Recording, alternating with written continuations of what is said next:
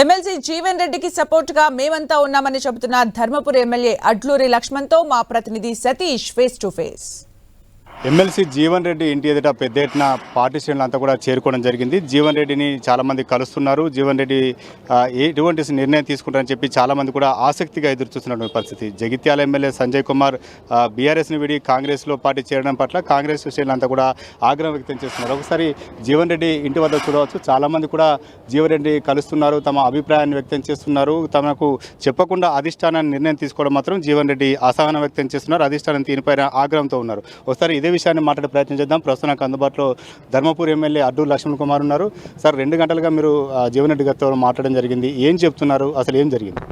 ఏదైతే నేను రాత్రి 10:30 జరిగినటువంటి మిస్కమ్యూనికేషన్ ద్వారా ఇక్కడ ఉన్నటువంటి ఎమ్మెల్యేను కండోగప్పడం విషయం లోపల జరిగినటువంటి విషయం లోపల గౌరవనీయులు పెద్దలు సుదీర్ఘంగా ప్రజా జీవితంలో ఒక మచ్చలేని నాయకుడు అయినటువంటి పెద్దలు జీవన్ రెడ్డి గారు ఇబ్బంది పడడం, జిల్లా కాంగ్రెస్ అధ్యక్షునిగా కాంగ్రెస్ కార్యకర్తగా మా బాధ్యత కాబట్టి వారిని కలవడం జరిగింది. కాంగ్రెస్ పార్టీకి సంబంధించిన ఆల్ ఇండియా కాంగ్రెస్ పార్టీ నాయకత్వం కూడా వారితో ఫోన్ ద్వారా మాట్లాడడం జరిగింది. సరే, కాంగ్రెస్ పార్టీ కార్యకర్తలకు శ్రేణులకు నేను మనవి చేసేది ఏంటంటే ఎవరు కూడా ఆందోళన పడద్దు. మనం అందరూ పెద్దలు జీవన్ రెడ్డి గారి నాయకత్వంలో ముందుకు పోతాం తప్ప వేరే ఆలోచన ఏముండదు ఈ జిల్లా వరకు వస్తే. అంటే ఇతర పార్టీ నుంచి చాలామంది కూడా కాంగ్రెస్ వైపు వస్తున్నారు. అటువంటి వారికి ఇక్కడ ఉన్న పరిస్థితి ఎదురయ్యే అవకాశం ఉంటుందా? అఖిల భారత కాంగ్రెస్ పార్టీ నాయకత్వం, రాష్ట్ర కాంగ్రెస్ పార్టీ నాయకత్వం ఏ విధంగా ఉంటుంది అనే విషయంలో 6 గంటల తర్వాత మా ముఖ్య నాయకులు వస్తారు, వారు చర్చిస్తారు, వారి త్వరతో ప్రెస్ మాట్లాడతాం. ఎందుకంటే ఈరోజు రాష్ట్ర నాయకత్వం కానీ జీవన్ రెడ్డితో మాట్లాడడం జరిగిందా? వారు ఏం చెప్పారు? రాష్ట్ర నాయకత్వం మాట్లాడిన రాష్ట్రంలో ఉన్న మంత్రులంతా కూడా జీవన్ రెడ్డి గారితో మాట్లాడడం జరిగింది. All India Congress party incharge general secretary కూడా మాట్లాడడం జరిగిందనే విషయాన్ని కూడా తెలియజేస్తాను. ఎందుకు ఇంత అసహనం వ్యక్తం చేయాల్సి వస్తుంది? ఎందుకు అధిష్టానం తీరుపైన ఆగ్రహం వ్యక్తం చేయాల్సిన పరిస్థితి? అట్లే మీద ఎవరి మీద ఆగ్రహం ఇక్కడేం లేదు.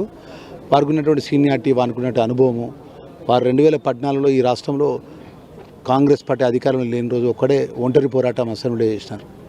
ఈ ఉమ్మడి జిల్లా తరఫున వారు అనేక అంశాల మీద కేసీఆర్ మీద కానీ టీఆర్ఎస్ పార్టీ ప్రభుత్వం మీద కొట్లాడినటువంటి నాయకుడు ఆయన. సరే, ఓటమి గెలుపు దైవాధీనం. ఎందుకంటే ఈ భారతదేశంలో ఇందిరాగాంధీ ఓడిపోయింది, ఈ ఆంధ్రప్రదేశ్లో ఎన్టీ రామారావు ఓడిపోయాడు. మొన్నటి వరకు మేము మకుటం లేని మహారాజు అన్న టీఆర్ఎస్ పార్టీ ఈరోజు అడ్రస్ గల్లంతైంది. ప్రజల నిర్ణయాలు ఎట్లుంటే రెండో విషయం. కానీ ఇవాళ మా నాయకుడు జీవన్ రెడ్డి గారు అంటే ఒక నాయకుడు.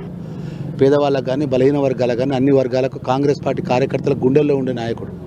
ఆ నాయకుడు కొంచెం మదన పడితే ఎవరు కూడా తట్టుకోలేమన్న విషయాన్ని కూడా తెలియజేస్తాను. అంటే మెజార్టీ నాయకుల నిర్ణయం మేరకే ముందుకెళ్లే అవకాశం ఉంటుందా? తప్పకుండా మా జీవన్ రెడ్డి గారు ఏ నిర్ణయం చెప్పినా దానికి మేము అందరం కట్టుబడి ఉంటాం. ఇది మొత్తానికైతే ఎమ్మెల్సీ జీవన్ రెడ్డి విషయంలో అధిష్టానం కొంత గ్యాప్ వహించింది. ఎమ్మెల్యేని చేర్చుకునే విషయంలో అధిష్టానం చెప్పలే అని చెప్పి కొంచెం గురుగా ఉన్నట్టుగా తెలుస్తుంది. ఈరోజు అధిష్టానం కూడా కొంత మాట్లాడేది బుజ్జగించే ప్రయత్నం కూడా చేస్తుంది. మొత్తానికి జగిత్యాల జిల్లాల రాజకీయాల్లో ఎమ్మెల్యే జైన్ అవడం మాత్రం కొంత పార్టీ శ్రేణుల్లో ఆగ్రహం తెప్పిస్తుంది. ఎటువంటి పరిణామాలు జగిత్యాల్లో చోటు చేసుకుంటాయో వేచి చూడాల్సి ఉంది. కెమెరా పర్సన్ సుధీర్తో సతీష్, 10 టీవీ, జగిత్యాల.